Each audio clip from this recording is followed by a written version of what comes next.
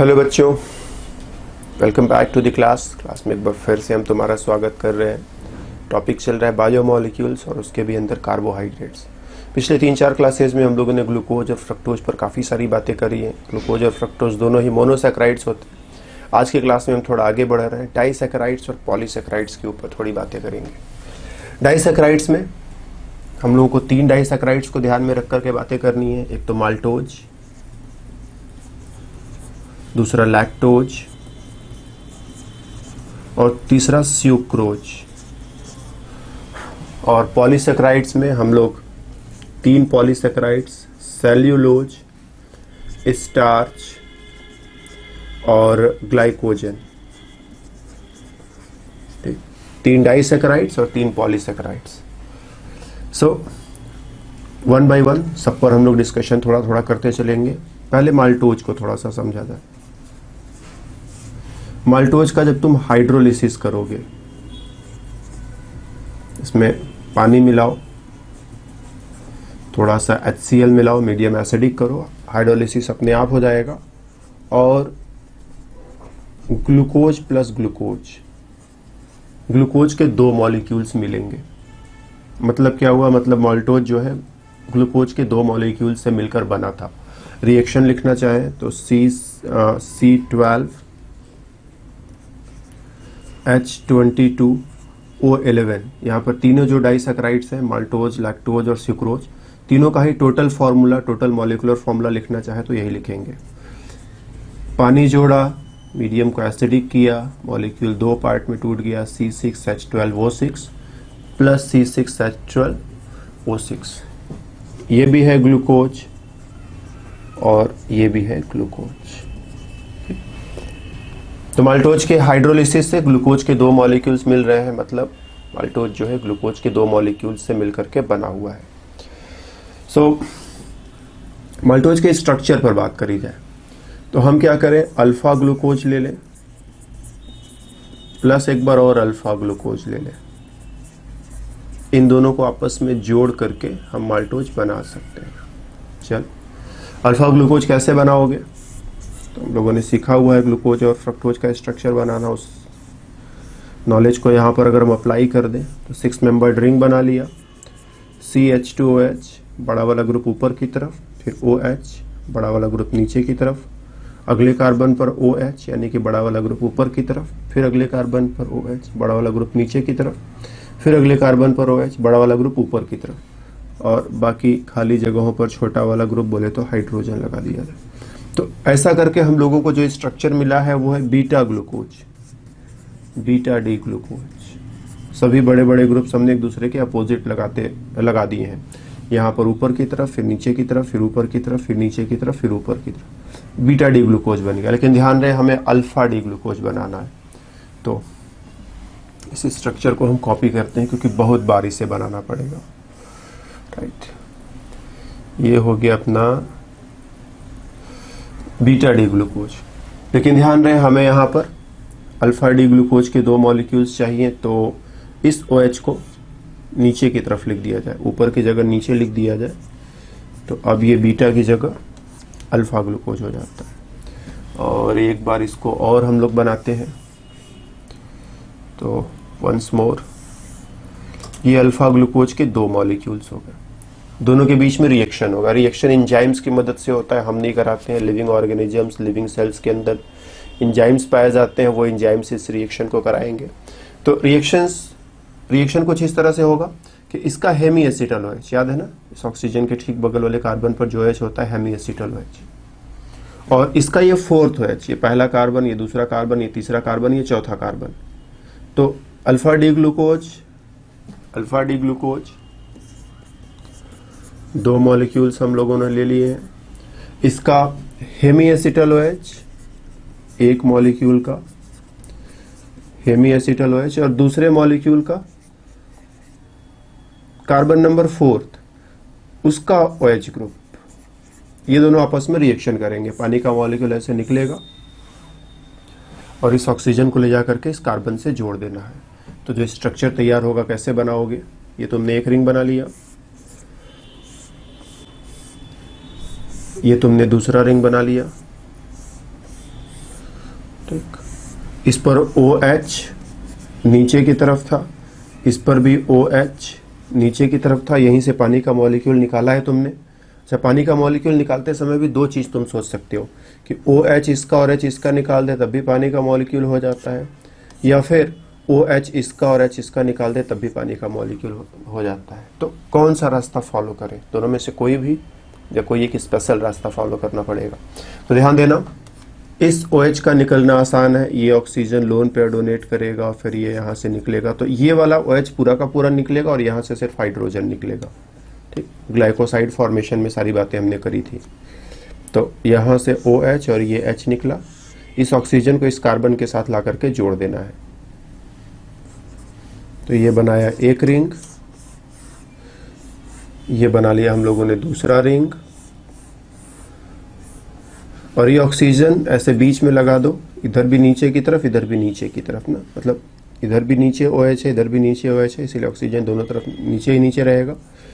ये H और H ऐसे लिख दो। बाकी यहाँ पर जो जो ग्रुप्स हुआ करते थे वो सारे ग्रुप्स यहाँ पर भी लिख दिए जाएंगे।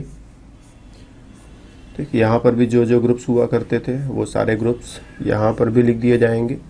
तो ये जो स्ट्रक्चर तैयार हुआ, ठीक, अगर ये अल्फा ग्लूकोज और ये अल्फा ग्लूकोज है तो यही तुम्हारा माल्टोज हो जाएगा। तो हम लोग जानते हैं यहाँ ऊपर CH2OH रहेगा, H और OH और H, हम पूरा स्ट्रक्चर लिख देते हैं क्योंकि इस पर और भी डिस्कशन करना है हमें। तो ये माल्टोज का स्ट्रक्चर, यहाँ पर OH नीचे हुआ करता था तो यहाँ पर OH ऊपर होगा, फिर यहाँ पर OH नीचे होगा, और अगर ये OH ऊपर लिख देते हैं तो बीटा ग्लूकोज बन जाता था, सो OH नीचे लिखा जाएगा ताकि अल्फा ग्लूकोज बन जाए। तो ये माल्टोज का स्ट्रक्चर है। यहाँ पर एक हेमी एसिटल OH हुआ करता था लेकिन अब नहीं रहा, यहाँ पर एक हेमी एसिटल OH हुआ करता था और अभी भी है। तो इन दोनों रिंग्स में ये वाला जो OH ग्रुप है वो हेमी एसिटल OH ग्रुप है, hemiacetal OH, hemiacetal OH। जब रिएक्शन हो रहा है तो एक का हेमी एसिटल OH कंज्यूम हो जा रहा है, दूसरे का हेमी एसिटल OH ग्रुप जो है बचा हुआ है। और हम लोग जानते हैं कि जब हेमी एसिटल ग्रुप बचा रहता है तो इस हेमी एसिटल OH की वजह से ये रिंग ओपन हो सकता है। ये रिंग ओपन नहीं हो सकता लेकिन ये रिंग ओपन हो सकता है।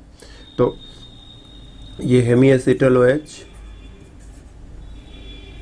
ठीक, हेमी एसिटल OH यहाँ पर इस कार्बन पर फ्री है, और फ्री होने की वजह से दिस रिंग कैन ओपन। ये रिंग ओपन नहीं हो सकता है लेकिन ये रिंग जो है रिंग कैन ओपन,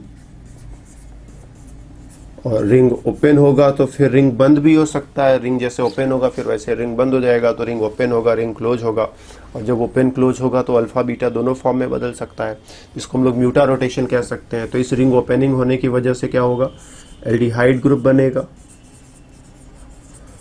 फिर रिंग क्लोज होगा,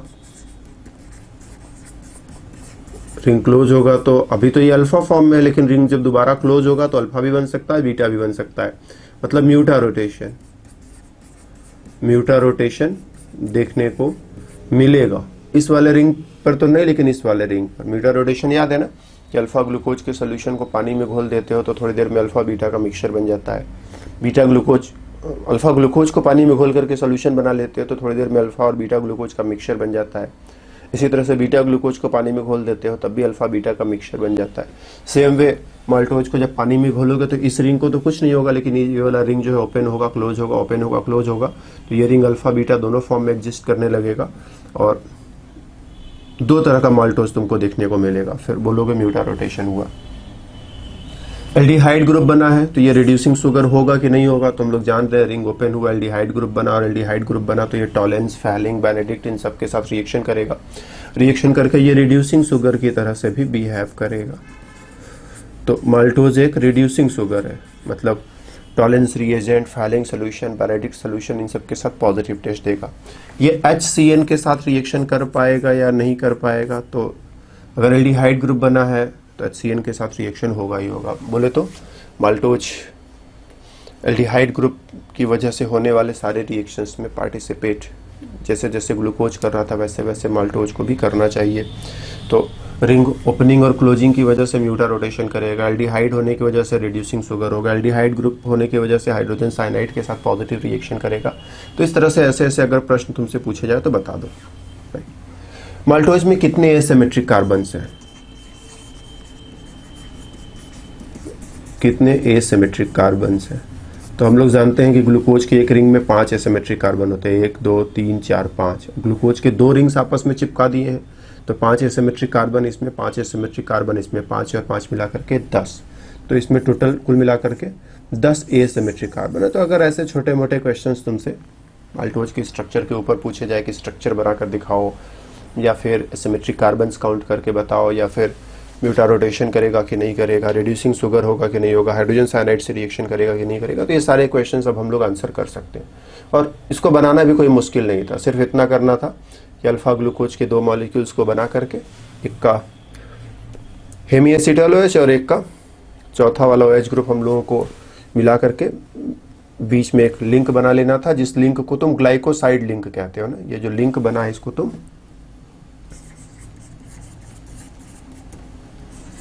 ग्लाइकोसाइड लिंक बोलोगे। ग्लाइकोसाइड लिंक याद है ना, ग्लाइकोसाइड्स का बनना। हम कोई ग्लूकोज ले ले या फ्रक्टोज ले ले या कोई भी मोनोसैकेराइड ले ले, इसमें जो हेमी एसिटल OH होता है, जब उसको तुम किसी अल्कोहल के साथ रिएक्शन कराते हो और HCl ड्राई HCl प्रेजेंट रहता है, तो इस ऑक्सीजन की वजह से ये OH ग्रुप निकल सकता है। जब यहाँ से ये निकलेगा तो ये यहाँ पर आकर के रिएक्शन करेगा और रिएक्शन का रिजल्ट ये होगा कि यहाँ पर अब OR तुमको देखने को मिलेगा, ऊपर की तरफ भी, और ये OR नीचे की तरफ भी आ सकता है। तो यही हेमी एसिटल, सॉरी, इसी को ग्लाइकोसाइड का बनना बोलते हो कि कार्बोहाइड्रेट मॉलिक्यूल ग्लाइकोसाइड में, अगर यहाँ पर मिथाइल लगाया है तो मिथाइल ग्लाइकोसाइड, इथाइल लगाया है तो इथाइल ग्लाइकोसाइड, ग्लाइकोसाइड में बदल जाता है। तो एग्जैक्टली वही रिएक्शन तो यहाँ पर भी हो रहा है कि ये OH देखो, इस ऑक्सीजन की वजह से ये वाला OH निकल सकता है। जब ये वाला OH निकलेगा तो ये ऑक्सीजन अपना लोन पेयर लेकर के आएगा, यहीं पर बॉन्ड बना लेगा, तो फिर ऑक्सीजन को इस कार्बन से और इस कार्बन से दोनों तरफ जोड़ दोगे तो ग्लाइकोसाइड ही तो बन रहा है। एग्जैक्टली ये अल्कोहल ग्रुप इसके हेमी एसिटल OH को डिस्प्लेस कर रहा है।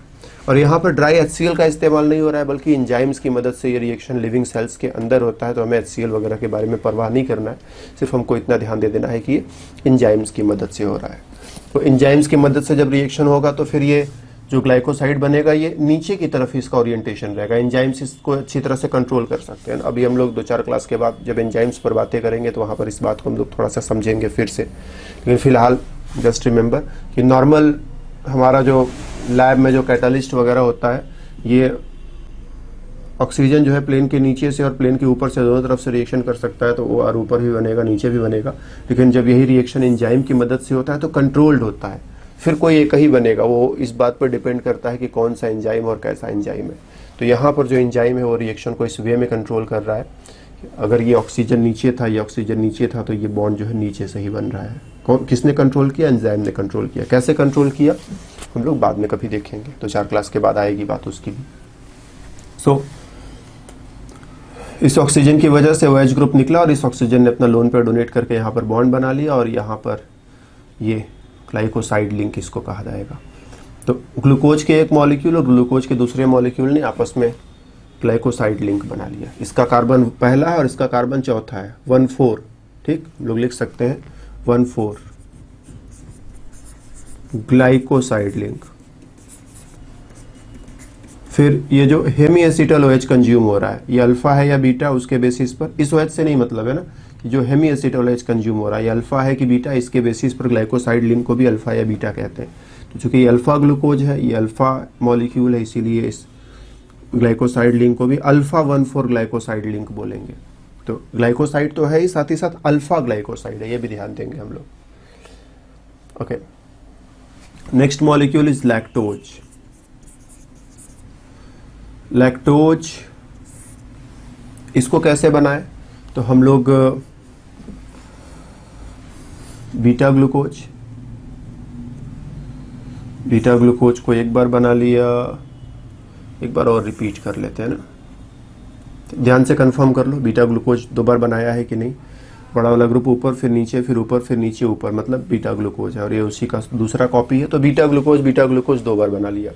हमें बीटा ग्लूकोज के 2 मॉलिक्यूल्स नहीं चाहिए, हम यहाँ पर ओरिएंटेशन को बदलने जा रहे हैं। ठीक, कार्बन नंबर 1 2 3 4, चौथे कार्बन पर ओरिएंटेशन को बदलेंगे। OH को नीचे की जगह ऊपर लिखेंगे और H को ऊपर की जगह नीचे लिखेंगे। और ऐसा करने से अब ये गैलेक्टोज हो जाएगा, गैलेक्टोज। ठीक, बीटा डी गैलेक्टोज, और ये अभी भी बीटा डी ग्लूकोज रहा। राइट, दोनों में रिएक्शन होगा, इसका हेमी एसिटल OH और इसका C4OH, चौथे कार्बन का OH ग्रुप आपस में मिल करके एक ग्लाइकोसाइड बॉन्ड बना ले जाएंगे और फिर दोनों रिंग्स के बीच में एक लिंक बन जाएगा। इतना तो तुम समझते ही हो। ये ऑक्सीजन की वजह से क्या होगा, ये OH यहाँ से निकल जाएगा, जब ये यहाँ से निकलेगा तो ये वाला ऑक्सीजन यहाँ पर आकर के लिंक बनाएगा। और इस लिंक को ऐसे बनाना है, ये ऑक्सीजन इस कार्बन पर तो नीचे की तरफ से, लेकिन इस कार्बन पर ऊपर की तरफ से ला करके जोड़ना है। कैसे जोड़ेंगे, 2 रास्ते हैं। एक रास्ता ये है कि हम एक रिंग ऐसे बना लें, दूसरा रिंग ऐसे बना लें। ठीक, जो ऑक्सीजन है इस पर नीचे से जोड़ना है, इस पर ऊपर से जोड़ना है, तो हम ऐसे जोड़ें, ऐसे ये और यहाँ से ले जाकर ऐसे इसमें जोड़ दें और यहाँ से ले जाकर इसको ऐसे जोड़ दें। यहाँ पर थोड़ा सा हमने गैप भी छोड़ा है, ऐसे यहाँ पर बीच में थोड़ा सा गैप छोड़ा है, क्योंकि दोनों को टच कराने का मतलब यहाँ पे एक एक्स्ट्रा कार्बन काउंट किया जाएगा। यहाँ पर कुछ जोड़ा नहीं है, ऑक्सीजन इस पर नीचे से और ऑक्सीजन इस पर ऊपर से, तो जोड़ने का एक तरीका ये होता है, यहाँ पर ऊपर H लिखोगे, यहाँ पर नीचे H लिखोगे। और दूसरा तरीका ऐसे हो सकता है, एक रिंग ऐसे बना लिया और ऑक्सीजन को ऐसे लिखा और दूसरा रिंग अब यहाँ ऐसे बना लो, तो ये ऑक्सीजन इस रिंग पर तो ऊपर की तरफ से, लेकिन इस रिंग पर नीचे की तरफ से। तो दोनों में से जो भी तरीका तुम फॉलो करना चाहे फॉलो कर लो। और जब ये रिएक्शन होगा तो ये OH निकला, इस ऑक्सीजन को इस पर जोड़ दिया, फिर इसके जो ग्रुप जैसे जैसे बचे हैं और इसके जो ग्रुप जैसे जैसे बचे हैं वैसे वैसे यहाँ पर तुम फिलअप कर डालो। और फिलअप कर डालोगे तो जो स्ट्रक्चर तैयार हो जाएगा वो तुम्हारा हो जाएगा लैक्टोज। तो क्या लैक्टोज में कोई भी रिंग ओपन हो सकता है या दोनों रिंग ओपन नहीं हो सकते? तो हम लोग जानते हैं रिंग ओपनिंग के लिए हेमी एसिटल OH ग्रुप का फ्री बचा हो रहना बहुत जरूरी है। तो जब ये रिएक्शन हो रहा था तो एक मॉलिक्यूल का हेमी एसिटल OH तो कंज्यूम हो जाएगा, लेकिन दूसरे मॉलिक्यूल का हेमी एसिटल OH बचा रहेगा। गैलेक्टोज यूनिट का हेमी एसिटल OH कंज्यूम हो जाएगा, लेकिन ग्लूकोज यूनिट का हेमी एसिटल OH बचा रहेगा। मतलब गैलेक्टोज रिंग ओपन नहीं हो सकता रिएक्शन के बाद, लेकिन ग्लूकोज रिंग ओपन हो सकता है। सो जो गैलेक्टोज रिंग है ये वाला रिंग ओपन नहीं हो सकता, लेकिन ये वाला रिंग ओपन हो सकता है। यहाँ पर हेमी एसिटल OH बचा हुआ है। ठीक, बाकी सारे ग्रुप्स भी तुम्हारे लिए हम लिख दें।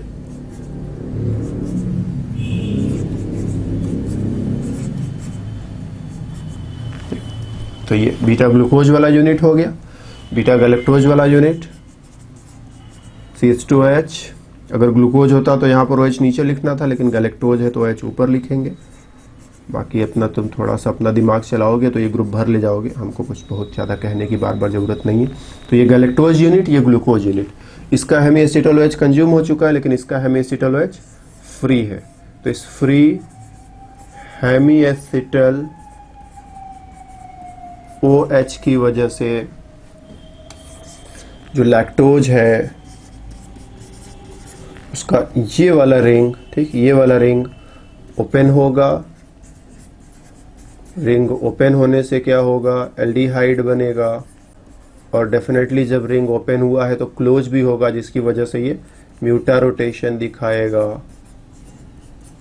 एल्डिहाइड चूंकि बन गया है इसीलिए ये टॉलेंस, फैलिंग, बेनेडिक्ट वगैरह से रिएक्शन करके रिड्यूसिंग शुगर की तरह से बिहेव करेगा।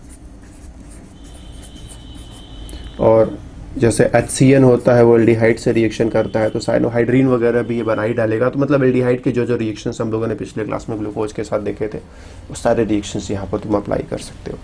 तो एक रिंग ओपन नहीं होगा, लेकिन दूसरा रिंग ओपन हो सकता है, जिसकी वजह से म्यूटा रोटेशन, रिड्यूसिंग बिहेवियर और HCN वगैरह के साथ पॉजिटिव रिएक्शन करता हुआ ये मॉलिक्यूल दिखाई पड़ेगा। दैट्स ऑल फॉर,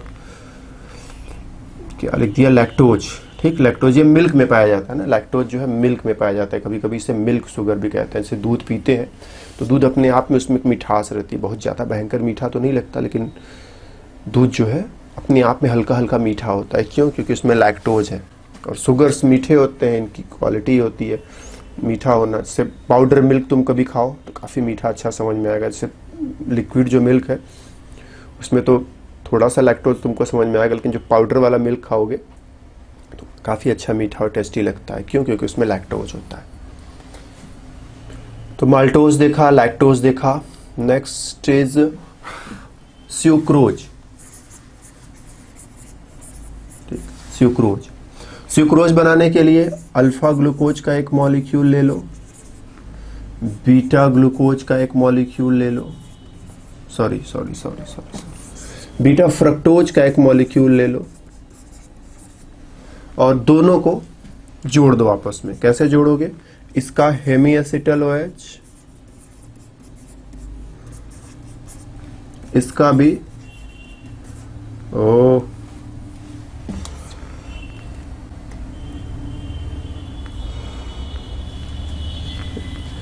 इसका हेमी एसिटल OH और फ्रक्टोज का भी हेमी एसिटल।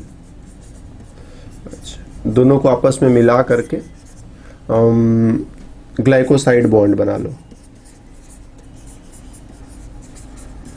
इस ग्लाइकोसाइड बॉन्ड को अल्फा कहें कि बीटा कहें, तो ऊपर वाले एग्जांपल में एक बार फिर से आते हैं। तो हम लोगों ने समझा था कि जिसका हेमी एसिटल OH खर्च होता है उसके बेसिस पर इस ग्लाइकोसाइड बॉन्ड को नाम देते हैं। तो जैसे बीटा गैलेक्टोज का हेमी एसिटल OH कंज्यूम हो रहा है, तो हम बोलेंगे कि यहाँ पर जो ग्लाइकोसाइड बॉन्ड बनेगा वो बीटा टाइप का होगा। तो यहाँ पर ये जो ग्लाइकोसाइड बॉन्ड बन रहा है इसको हम एक बीटा ग्लाइकोसाइड बॉन्ड बोलेंगे।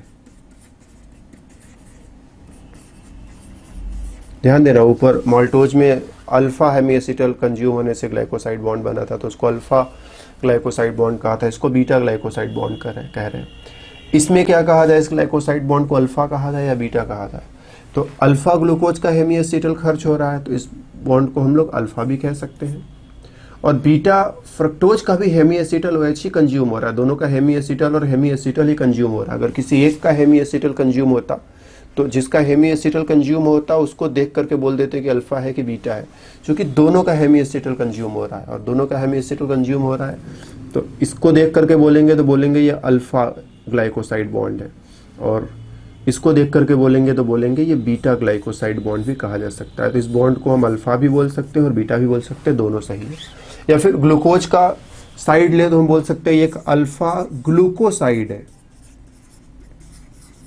और फ्रक्टोज की साइड ले तो हम लोग कह सकते हैं ये एक बीटा फ्रक्टोसाइड है। और बिना स्ट्रक्चर देखे हुए क्या तुम बता सकते हो कि स्यूक्रोज जो है रिड्यूसिंग शुगर होगा या नॉन रिड्यूसिंग शुगर होगा? तो रिड्यूसिंग शुगर होने के लिए क्या जरूरी है? रिंग का ओपन होना। रिंग ओपन होगा, ओपन चेन फॉर्म आएगा, तभी रिड्यूसिंग शुगर होने की बात करी जा सकती है। और ओपन चेन फॉर्म बनने के लिए, रिंग को ओपन होने के लिए हेमी एसिटल OH का बचा होना जरूरी है। हेमी एसिटल OH बचा रहेगा, रिंग ओपन हो सकता है। जैसे ऊपर वाले दोनों केसेज में हमने देखा कि एक मॉलिक्यूल का हेमी एसिटल कंज्यूम हो जाता था लेकिन दूसरे मॉलिक्यूल का हेमी एसिटल OH बचा रहता था। इस वजह से एक रिंग तो नहीं ओपन होगा लेकिन दूसरा रिंग ओपन हो सकता था, तो फिर उससे एल्डिहाइड ग्रुप बन जाता था और वो रिड्यूसिंग शुगर की तरह से बिहेव करता था। लेकिन यहाँ पर सिर्फ इतना इन्फॉर्मेशन देख करके कह सकते हैं इसका भी हेमी एसिटल कंज्यूम, इसका भी हेमी एसिटल कंज्यूम्ड, दोनों के हेमी एसिटल्स कंज्यूम हो जा रहे हैं, तो दोनों ही रिंग्स ओपन नहीं हो सकते रिएक्शन होने के बाद, और ओपन नहीं हो सकते हैं अपने आप। तो इसलिए इस बार ओपन चेन फॉर्म नहीं आएगा, और ये दोनों रिंग के नहीं ओपन होने की वजह से, ओपन चेन फॉर्म नहीं आने की वजह से ये जो मॉलिक्यूल है, जो स्यूक्रोज है, वो रिड्यूसिंग शुगर नहीं हो पाएगा। यहीं पर बता सकते हैं ना, बहुत कुछ स्ट्रक्चर बना करके देखने की ज़रूरत भी नहीं है। तो हम इसी को देख करके बता सकते हैं कि दोनों का hemiacetal consume, so open chain form आएगा नहीं और रिड्यूसिंग शुगर नहीं होगा। तो स्यूक्रोज जो है वो, इसमें नो फ्री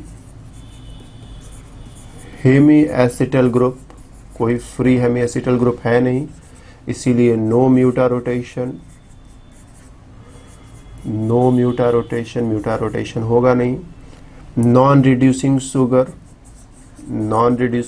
होगा, मतलब टॉलेंस, फैलिंग, इन सब के साथ रिएक्शन नहीं कर पाएगा। और HCN के साथ या फिर हाइड्रोक्सिलामीन वगैरह के साथ या फिर ब्रोमीन वाटर के साथ जो रिएक्शंस हम लोगों ने ग्लूकोज में देखे थे कि ग्लूकोज देता है वो सारे रिएक्शंस, ये रिंग ओपन ही नहीं हो पाएगा तो ओपन चेन फॉर्म वाला कोई रिएक्शन ये नहीं कर पाएगा। ठीक, अगर इसका स्ट्रक्चर अब हम लिख डालें तो सबसे पहले हम अल्फा ग्लूकोज तुम्हारे लिए बना लें। तो ये देखो हो गया 6 मेंबर्ड रिंग,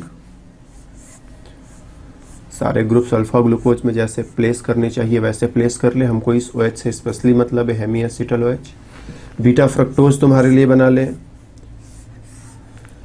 और फिर से बीटा फ्रक्टोज का जो हेमी एसिटल OH है उसी से हम लोगों को ज़्यादा मतलब है। बाकी के ग्रुप्स जहाँ जहाँ जैसे जैसे होने चाहिए तो अपना सोच समझ कर प्लेस करना। दोनों में रिएक्शन होगा, ये वाला OH भी बाहर निकल सकता है, ये वाला OH भी बाहर निकल सकता है। कौन निकला हम कुछ कह नहीं सकते। बाहर निकाला एक पानी का मॉलिक्यूल, और दोनों रिंग्स के बीच में कुछ इस तरह से कनेक्शन बना लिया। ये कनेक्शन अच्छा बनाने के लिए ये वाला रिंग थोड़ा उसमें चिपकाना पड़ेगा ना। यस, अब ठीक है कि ये ऑक्सीजन जो है इस कार्बन पर ऊपर की तरफ और इस कार्बन पर नीचे की तरफ, तो इधर से नीचे की तरफ दिख रहा है, इधर से ऊपर की तरफ दिख रहा है। यहाँ पर H बच जाएगा, लिख दो। यहाँ पर ये CH2OH बच जाएगा, वो भी लिख दो। और बाकी जो जो ग्रुप्स यहाँ पर जैसे जैसे रहे होंगे यहाँ पर वैसे वैसे लिख दिए जाएंगे। तो इस वे में ये जो स्ट्रक्चर तैयार हो गया, ये अगर ये अल्फा ग्लूकोज है और ये बीटा फ्रक्टोज है, तो ये जो स्ट्रक्चर तैयार हुआ इसे हम लोग बोलेंगे स्यूक्रोज। ठीक, इसे स्यूक्रोज बोलेंगे। क्योंकि दोनों ही हेमी एसिटल ग्रुप्स कंज्यूम हो चुके हैं, इसलिए स्यूक्रोज में रिंग ओपनिंग नहीं होगी, म्यूटा रोटेशन नहीं दिखेगा, रिड्यूसिंग शुगर नहीं होगा। HCN वगैरह के साथ जो रिएक्शन ओपन चेन फॉर्म वाले हो जाते थे वो यहाँ पर इसके साथ नहीं हो पाएंगे। इसमें कितनी एसिमेट्रिक कार्बन्स हैं? ग्लूकोज में 5 एसिमेट्रिक कार्बन, फ्रक्टोज में 4 एसिमेट्रिक कार्बन, 1 2 3 4, तो हम लोग बोलेंगे कि 5 और 4 मिलाकर के 9 एसिमेट्रिक कार्बन। कभी कभी प्रश्न ये होता है कि इसका कौन सा कार्बन इसके कौन से कार्बन के साथ लिंक बनाया है, तो हम लोग काउंटिंग कैसे करते हैं? 1 2 3 4 5, और ऊपर ये जो CH2OH लगा होता है ये 6 होता है। 1 ये 1 है, 2 3 4 5 6, और फ्रक्टोज में ये 1 है, फिर 2, फिर 3 4 फिर 4, फिर 5 और 6 यहाँ पर होता है CH2OH। तो ये 1, ये 2, फिर 3 4 5 6। तो अगर हम लिंक देखें तो C2 C1 इसका पहला कार्बन और इसका दूसरा कार्बन आपस में जो है इधर ये ग्लाइकोसाइड बॉन्ड बना रहे हैं, जिसको अगर हम ग्लूकोज के साइड से देखें तो ये अल्फा बॉन्ड है, और अगर फ्रक्टोज के साइड से देखें तो ये बीटा ग्लाइकोसाइड बॉन्ड है। तो हम लोग कह सकते हैं कि ये बॉन्ड अल्फा ग्लाइकोसाइड बॉन्ड भी है ग्लूकोज के साइड से देखा जाए तो, और इसी बॉन्ड को बीटा ग्लाइकोसाइड बॉन्ड भी कह सकते हैं अगर फ्रक्टोज के साइड से देखा जाए तो स्यूक्रोज जो है ग्लूकोज की तरफ से अल्फा ग्लूकोसाइड है। ग्लाइकोसाइड को ग्लूकोज के टर्म्स में बोले तो ग्लूकोसाइड, और फ्रक्टोज के टर्म्स में बोले तो फ्रक्टोसाइड, बीटा फ्रक्टोसाइड। तो ये एक अल्फा ग्लूकोसाइड लेकिन बीटा फ्रक्टोसाइड है। ओके, स्यूक्रोज पर थोड़ी सी और बातें कि अगर हम स्यूक्रोज का अब हाइड्रोलाइसिस कर दें, ठीक, इसका हाइड्रोलाइसिस कर दें तो हाइड्रोलाइसिस कैसे करोगे? पानी मिलाओगे, थोड़ा HCl मिला दोगे, हो जाएगा हाइड्रोलाइसिस। तो वापस तुम्हें मिल जाएगा ग्लूकोज प्लस फ्रक्टोज। तो ये ग्लूकोज जो मिलेगा अल्फा मिलेगा या बीटा मिलेगा? तो स्यूक्रोज में तो अल्फा ग्लूकोज था, तो यहाँ पर कौन सा ग्लूकोज मिलना चाहिए? स्यूक्रोज में बीटा फ्रक्टोज था, यहाँ पर कौन सा फ्रक्टोज मिलना चाहिए? तो तुम देखोगे यहाँ अल्फा और बीटा का मिक्सचर मिलेगा, फ्रक्टोज भी अल्फा और बीटा का मिक्सचर मिलेगा। क्योंकि जब एक बार स्यूक्रोज से हाइड्रोलाइसिस होकर ग्लूकोज बन गया और पानी भी वहीं पर प्रेजेंट है, तो रिंग ओपनिंग क्लोजिंग चलता रहेगा और तुम अल्फा बीटा कन्वर्ट होने से रोक नहीं सकते हो। तो सुक्रोज का हाइड्रोलिसिस हुआ और एक बार जब ग्लूकोज बन गया तो चूंकि सोल्यूशन पानी में रहेगा और पानी में जानते हो ग्लूकोज का म्यूटा रोटेशन होगा ही होगा, तो अल्फा बीटा दोनों का मिक्सचर बनेगा, फ्रक्टोज भी अल्फा बीटा दोनों का मिक्सचर बनेगा। सुक्रोज जो है वो एक डेक्स्ट्रो रोटेटरी है, डेक्स्ट्रो रोटेटरी। ग्लूकोज जो है वो भी डेक्स्ट्रो रोटेटरी है। फ्रक्टोज जो है वो लीवो रोटेटरी है। अब इसका वैल्यू तो सुक्रोज का हमें नहीं याद आ रहा है, कुछ ना कुछ होगा, चलो अपने से असाइन कर देते हैं। +60 डिग्री सपोज इसने रोटेट किया, तो अब ये तो खत्म हो गया, तो इसका +60 भी खत्म, जो खत्म उसका काम भी खत्म। तो जब तक सुक्रोज रहेगा सोल्यूशन में वो लाइट को क्लॉकवाइज डायरेक्शन में रोटेट करने की कोशिश करता रहेगा, लेकिन सुक्रोज रिएक्शन में कंज्यूम, तो इसकी बात भी खत्म करो। ये हुआ खत्म। बना ग्लूकोज और फ्रक्टोज। ग्लूकोज का स्पेसिफिक रोटेशन +52 डिग्रीज, फ्रक्टोज का स्पेसिफिक रोटेशन -92 डिग्रीज, और दोनों मिला करके लाइट के एक्सिस को रोटेट करने की कोशिश करेंगे। ये क्लॉकवाइज डायरेक्शन, वो एंटी क्लॉकवाइज डायरेक्शन। चूंकि वो ज़्यादा रोटेट कर रहा है, ये कम रोटेट कर रहा है, इसलिए नेट रिजल्ट जो है ये नेट मिक्सचर जो है वो लीवो रोटेटरी हो जाएगा, रोटेटरी।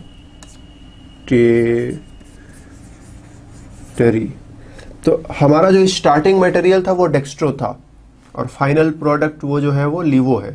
ठीक, जो अपना रिएक्टेंट था और जो प्रोडक्ट बना है, रिएक्टेंट कैसा था, डेक्स्ट्रो, और जो प्रोडक्ट मिक्सचर है वो नेट, इसका रिजल्ट देखा जाए तो नेट रिजल्ट है लीवो। हम देख रहे हैं कि डेक्स्ट्रो ये लीवो दोनों को मिला करके, प्लस वाला छोटा है माइनस वाला बड़ा है, इसीलिए नेट माइनस में बचेगा। तो स्टार्टिंग कंपाउंड सुक्रोज वो डेक्स्ट्रो था डी, लेकिन जो फाइनल प्रोडक्ट मिक्सचर है वो लीवो है एल। तो डेक्स्ट्रो से लीवो, डी से एल, प्लस से माइनस, हम बोलते हैं इन्वर्जन, इसको बोलते हैं इन्वर्जन। पहले जो हमारा स्टार्टिंग मटेरियल था, जो रिएक्टेंट था वो डेक्स्ट्रो था, लेकिन जो प्रोडक्ट्स का मिक्सचर है वो लीवो है। तो इस इवेंट को इन्वर्जन बोलते हैं, inversion of sugar, inversion of sucrose, inversion of sucrose.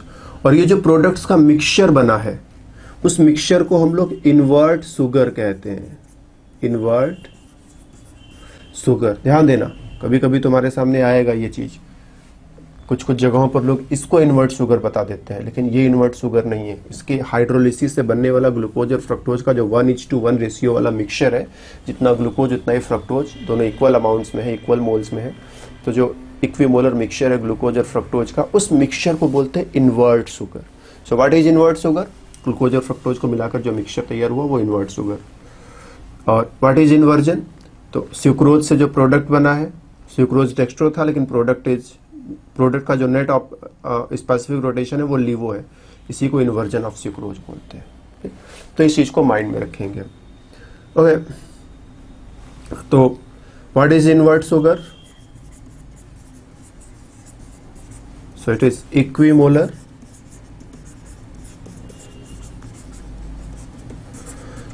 mixture of glucose plus fructose. Glucose का specific rotation +52 degrees, fructose का specific rotation -92 degree. So what is the specific rotation of?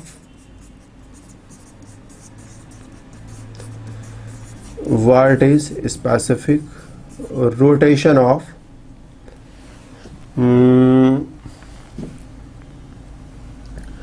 Invert sugar? Invert sugar का specific rotation कितना होगा? तो हम लोग formula apply कर सकते हैं, alpha of mixture is equal to N1 alpha 1 plus N2 alpha 2 by N1 plus N2। तो N1 मतलब पहले का मोल, N2 मतलब दूसरे का मोल, दोनों बराबर बराबर है, तो कहते हैं N1 का वैल्यू 1, N2 का वैल्यू भी 1। 1 into alpha 1 plus 1 into alpha 2 by N1 plus N2, 1 plus 1। तो ये हो जाएगा alpha 1 plus alpha 2 divided by 2। Alpha 1 का वैल्यू, एक का वैल्यू था +52, दूसरे का वैल्यू था -92 डिवाइडेड बाई 2। सॉल्व करोगे तो -40/2 और नेट रिजल्ट इज -20। तो जो हमारा इन्वर्ट शुगर है, कभी कभी उसका स्पेसिफिक रोटेशन कैलकुलेट करने को तुमसे कह दिया जाता है। सो इफ नीडेड कैलकुलेट करके -20 ला दोगे। ये वैल्यूज तुमको दिए जाएंगे ना, ये दोनों वैल्यूज तुमको अपने से सोच करके नहीं लिखना, ये तुमको प्रश्न के साथ दिए जाने चाहिए, तुम अपने से थोड़े सोच सकते हो। तो ग्लूकोज का रोटेशन कितना है, फ्रक्टोज का रोटेशन कितना है, वो तुमको मिल जाएगा। इन्वर्ट शुगर क्या होता है वो तुमको अपने से समझना होगा कि ग्लूकोज फ्रक्टोज का 1:1 का मिक्सचर होता है। तो N1 N2 का वैल्यू 1 एंड 1 रख करके, फिर अल्फा 1 अल्फा 2 का वैल्यू रख करके कैलकुलेशन करोगे तो मिल जाएगा तुम्हें कि इन्वर्ट शुगर का स्पेसिफिक रोटेशन क्या होता है, राइट। तो मन तो हमारा था कि पॉलीसेकेराइड्स भी इसी क्लास में हम देखेंगे, लेकिन अब क्लास की लंबाई हमको लग रहा है कि ज़्यादा हो रही है ना, सो विल स्टॉप हियर। हम लोग इतना पर ही रुकेंगे, इतने पर ही रुकेंगे। हमने यहाँ पर 3 डाइसेकेराइड्स देखे, माल्टोज, लैक्टोज, सुक्रोज। माल्टोज और लैक्टोज रिड्यूसिंग शुगर्स हैं, जबकि सुक्रोज रिड्यूसिंग शुगर नहीं है, क्योंकि दोनों हेमीएसिटल OH एक दूसरे से रिएक्शन करने में खत्म हो जा रहे हैं, तो वो रिड्यूसिंग शुगर नहीं हो पाएगा। तो इस चीज़ को ध्यान रखेंगे कि 3 डाइसेकेराइड्स, इसमें से 2 रिड्यूसिंग शुगर और एक नॉन रिड्यूसिंग शुगर। इस क्लास को इतने पर ही रोकते हैं, अगले क्लास में मिलेंगे तो जो पॉलीसेकेराइड्स हैं उनको वहाँ पर देखेंगे। Bye bye.